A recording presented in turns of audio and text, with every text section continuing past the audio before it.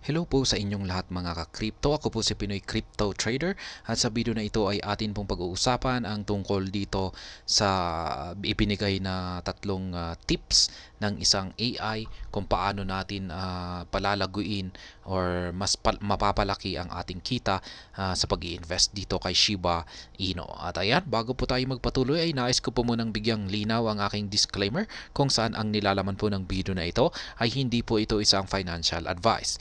For education and information purposes lamang po ang layunin nito. Maliban po dito ay nais ko na rin pong magbigay babala na wala pong kahit anumang group chat ang Pinoy Crypto Trader. Ayan. Sabi dito ay it is known fact that Shiba Inu has fetched multiple traders and investors hefty profits. On the flip side, many past and current investors are underwater. Watcher Guru asked the My AI chatbot for tips to maximize SHIB profits, and it came up with 3 simple yet effective tips. In this article, we'll be looking into them. Ayan, kinonsulta daw po ng Watcher Guru ang My AI chatbot. Ayan, para magbigay po ito ng mga tips para mas lalo nating i-maximize ang ating kita dito sa pag-i-invest kay Shiba Inu. Ayan, usong-uso na po ang paggamit kay sa mga artificial intelligence ngayon bilang consultation kasi libre pa. Yan, libre pang magkonsulta sa kanila. Mukhang magagaling naman sila na magbigay ng mga payo na katulad nito. Ayan, how to make SHIB profits, AI to the rescue. Ayan, kasi kung pag magkukonsulta po tayo sa yung mga expert na ayan, ang mga yan po yung mga consultants na magagaling sa financial na ganito ay malaki po yung bayad. Ayan, may bayad po sa kanila. Kaya yan mabuti na lamang at meron na tayong artificial intelligence ngayon. Yan, market awareness plays a key role in both trading and investing. Owing to the high correlation, the market is closely knit. As a result, being wary of updates that could trigger the price is quite critical before trading or investing. Thus, the chatbot suggested monitoring the market closely before rolling the ball further. Ayan, ito po yung una rito, number 1 na tip ni AI chatbot. Sabi niya dito, monitor the market closely. Ayan, bantayan raw natin yung mga pangyayari na mga nagaganap sa market. Sabi niya dito, keep an eye on Shiba Inu's price movements. Ayan, bantayan natin yung galaw ng mga presyo ni Shiba Inu. Trading volumes. Ayan, kung yung trading volume niya na rin na ito, kung ito yung sukat sa kung gaano kaaktibo. Yan yung kilos, yan yung mga natatransact dito kay Shiba Inu, and any significant updates that could impact its value. Ayan, at saka mga ibang mga bagay, mga updates, yan, mga developments, ayan, na pwedeng makaepekto sa market price nito. Yan ang una na tip ni AI chatbot. It is very easy to get carried away by the hype and FOMO waves that ensue in the crypto market. However, trading assets like Shiba Inu, it is essential to keep the volatility factor in mind. The My AI chatbot suggested being cautious with investments in diverting funds only that one can afford to lose. At the end of the day, money saved is money earned. Ayan. Yung gusto po ni My AI chatbot dito ay invest the money that you can afford to lose. Ayan. Huwag po nating ilagay yung kailangan natin, kung pag yung pera na talagang kailangan natin ay huwag po natin itong ilalagay sa ating investment dito kay Shiba Inu or maging sa mga risky na mga investment.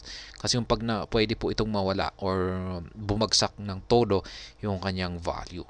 At kung pag nangyari na talagang kailangan na natin ito ay hindi natin ito basta mababawi sa dating original na value nito.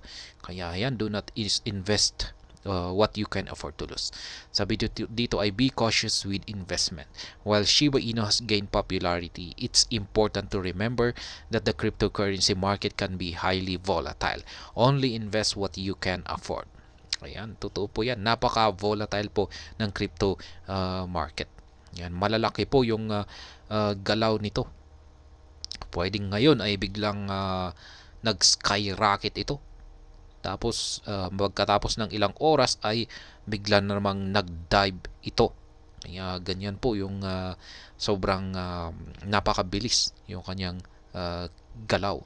The entry and exit price targets are very critical when it comes to trading SHIB.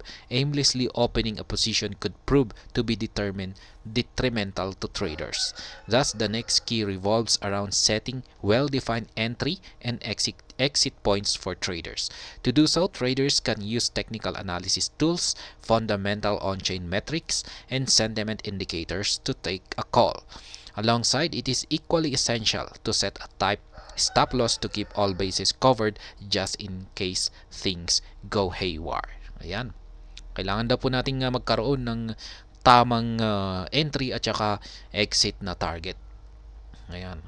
Kaya kung tayo po ay napakahalaga po niyan kung isa po tayong trader. Pero ganyan din po sa mga investors. Dapat meron na rin po tayong mga target price kung saan po tayo magte-take profit. Kasi kung pag wala po tayo niyan ay pwede po nating ma-miss yung opportunity natin na makapag-take ng profit. Ayan.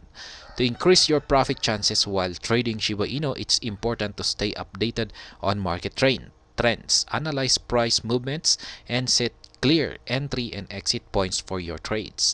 Additionally, consider using technical analysis tools and indicators to make informed decisions. Remember to manage your risk by setting stop loss orders. Ayan. Yan po yung kanyang pangatlo na tip dito. Kaya maski pa paano ay dapat ay tayo ay matuto na gumamit ng mga technical kahit mga technical simple lamang. Yan technical mga tools, mga indicators. Ayan, maski isang indicator lang yan ay pwede na yan.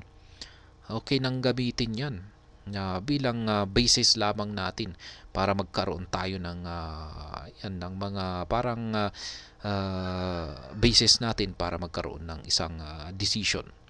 Yan, kung ano ang ating gagawin.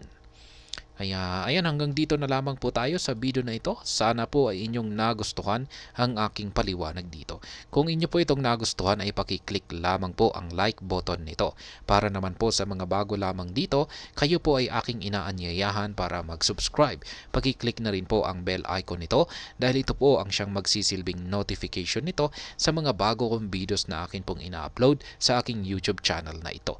Marami pong salamat sa panonood. Ingat po tayo lagi at God bless po sa ating lahat.